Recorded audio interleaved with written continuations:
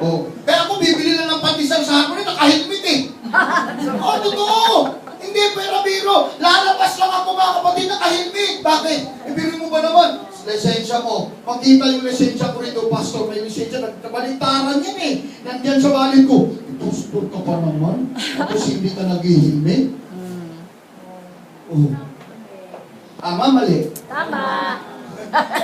Oh. Kayo, huwag kayo magmamayabang, nagmumotor kayo, hindi kayo mag-helmet, mga kapatid ko lalabas. Kaya nung pumunta nga ako sa SMA, uy, wala man nang huli din kasi yung helmet ko, iwan ko, bigmo, bigat-bigat nito. Naniniguro ako, bakit? Nakakatakot eh. Yes. Oh, kaya doon sa Bulacan, kaya si Ban, helmet, pati sa Apple, pinapahilmet ko yan. Lalabas lang, ihatid lang, bakit? Ang hirap mga kapatid, napapahiya tayo eh. Yes. Awa ng Diyos mga kapatid, 53 na ako, hindi pa ako nahuli.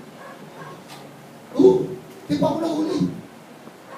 Eh, kasi pag tinignan yung lisensya ko, intact naman, may lisensya. Intact mga kapatid ko, mayroong ano yung helmet, ano matawag nun? ICC, kumpleto eh, nandyan, nakalahat eh. Akala mo yung wallet ko, ang kapal, akala mo pera, papel yun. Papel, lahat. Dito mo, ICC, dalawang helmet yun, mga kapatid, palit-palitan. O di walang huli. Pagka ano, sige sir, diretso. Yes. Ganun yun, napakasarap. Subukan mo mga kapatid, may naghuli sa unahan, wala kang helmet, babalik ka babalik ka.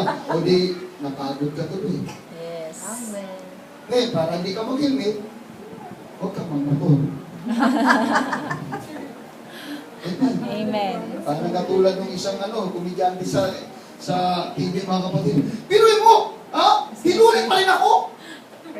Ha? Naka-helmet na ako! Hinuli pa rin ako! Ba't ka hinuli? Wala ko ano to. Hinuli pa rin siya. Saya naman ang motor. Susi ba yan? Oo. Sige. Pero hinuli pa rin siya.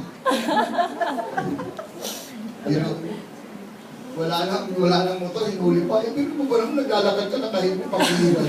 Huwag naman gano'n. Kawawa naman to, nag-ambisyon talaga mag-motor ko, naglalakad ng helmet. Siguro bumili muna ng helmet. Installment. Helmet muna ang inula. Helmet para safe. Pero kung naglalakad ka, naka-helmet ka. Siguro wala naman tumagong na patuloy.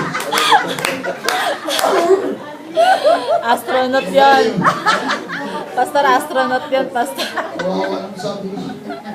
Kawawa naman ito mga Kristiyan. Madaanan ko mga kapatid na kahit ito, saan motor mo? Wala pa, installment pa eh.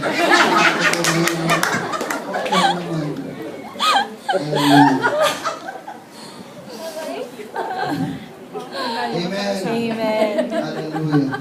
Amen ba mga kapatid? Amen. Ang pag-ibig kasi nagagawa lang. Yes. Amen. Ito. Kahit paanong hadlang mga kapatid ko, kahit pa maraming umahadlang, basta tumibig ka mga kapatid, maging maayos talaga ang buhay. Amen. Yan totoo mga kapatid. Kaya ako sa totoo lang, kahit saan mga kapatid, maging sa counseling nga, yun lang talaga mga kapatid. Isa lang yung tinatanong ko eh. Mahal ka ba? Mahal mo pa ba? Mahal ba? O, laban. Para ako yung UFC. Nanonood kasi ako ng UFC. Fight! Yun lang tanong, tapos na. Patagalin mo ba? O yun na naman talaga eh. O wala na pagmamahal. O huwag na kayo magsama. Yes. Pero pag kami ang pagmamahal, magsama talaga ba eh. Magmamahal ngayon. Lalo na pagka-urus-urus yung pagmamahal. Magsama talaga. Hindi yun eh. Kaya yung kinamsil ko rin mga kapatid sa Bulacan, fight ba? Fight? O fight. Hindi na ayos. The greatest is love. Amen. Amen. Walang pwedeng makahila nito kahit anong puwersa ng mundong ito pagka ang pag-ibig sa Diyos ang umigad sa buhay. Yes. Amen. Maniwala. Kahit ano pa mga kapatid ko, ang gagawin ng mundo sa iyo, pagka umibig ka sa Diyos, hindi ka kayang hatakin at sirain nito. Amen. Pamahalin mo talaga ang Yes, Diyos. God. Pagpagkuran mo siya ng unang-una, and Yes. all these things shall be added unto you. Amen. Amen! Amen. Papalapakan natin ang Diyos sa buhay.